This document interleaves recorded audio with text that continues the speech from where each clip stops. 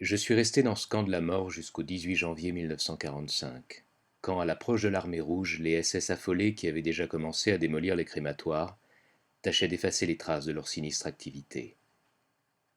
Ils brûlèrent toutes les fiches qu'ils avaient gardées avec tant de soin et de minutie pendant des années, et sur lesquelles on pouvait lire les noms et les numéros de tous ceux qui étaient passés par le camp, morts ou vivants. Les cartes de ceux qui avaient été gazés portaient les initiales SB, ce qui en français se traduit par traitement spécial. Voilà comment les nazis camouflaient leur forfait, jusqu'à leur dénomination. Puis ce fut le départ dans le froid et la neige de l'hiver polonais. On entendait au loin les tirs de l'artillerie soviétique. On a marché en formant une longue colonne de plusieurs milliers de détenus, s'étendant sur plusieurs kilomètres sous la menace permanente des SS armés et prêts à tirer. On a marché 3 jours et 3 nuits par une température glaciale. Les retardataires étaient tués par balles, comme ceux qui essayaient de s'évader. Une nuit, j'ai eu la chance de dormir près d'une ferme sur un tas de fumier dont la chaleur m'a réconforté. Beaucoup moururent au cours de cette marche qui nous conduisit à une gare où, de nouveau, il fallut monter dans des wagons découverts. Le voyage dura plusieurs jours dans le froid intense. Le manque de nourriture et surtout d'eau provoqua plusieurs accès de démence. Les meilleurs amis se battaient ou s'entretuaient dans les wagons. Au terme de ce voyage meurtrier, nous sommes arrivés au camp de Mauthausen, au nord de l'Autriche.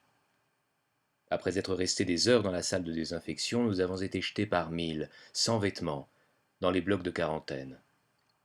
Nous assistions à l'appel, à peine vêtus, par 24 degrés en dessous de zéro. Après Mauthausen, nous avons été transférés dans un autre camp, plus petit, à une centaine de kilomètres, Ebensee.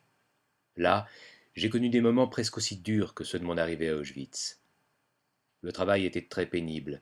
Il fallait creuser un tunnel destiné à abriter des usines souterraines d'armement. Les gardiens étaient des civils allemands, choisis presque tous parmi les nazis, aussi acharnés à nous détruire que les SS.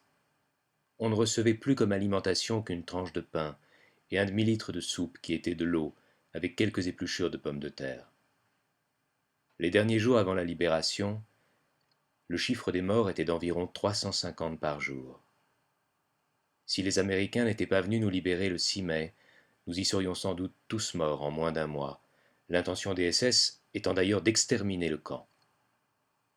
Ils avaient installé à l'entrée d'un tunnel où ils voulaient nous faire entrer en cas d'alerte une locomotive chargée de dynamite. Nous étions décidés à nous opposer à toute injonction de leur part. Les Américains ayant reçu un message envoyé par certains officiers de l'armée allemande en conflit avec les SS ont pu, par leur rapidité d'action, éviter le massacre. Le jour du 6 mai 1945 fut pour nous le plus beau jour de notre vie.